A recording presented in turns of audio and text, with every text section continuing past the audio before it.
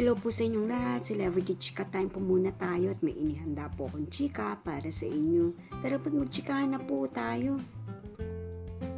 May Mendoza, grabe ang Monday energy sa segment na comeback stage ng Itbulaga.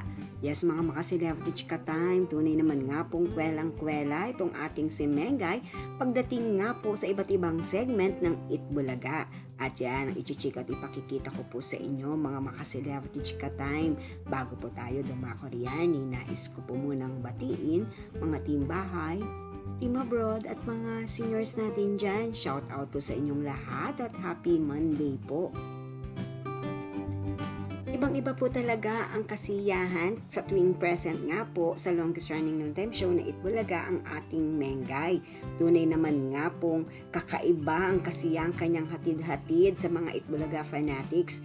Tulad na nga lamang po ng kanyang ginawa kanina sa segment na comeback stage na tunay naman pong super duper ang energy ni Mengay. Narito po at panuorin po natin ang aking tinutukoy.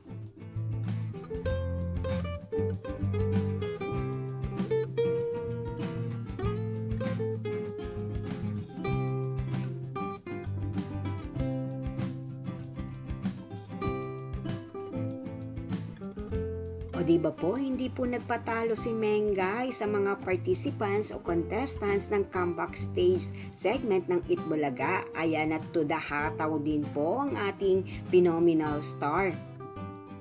Yes po, marami pong napasaya at napatawa po ng mga followers sa supporters si Mengay sa kanyang ginawa po na ito. Kwelang-kwela at super kulit po talaga ng ating phenomenal star.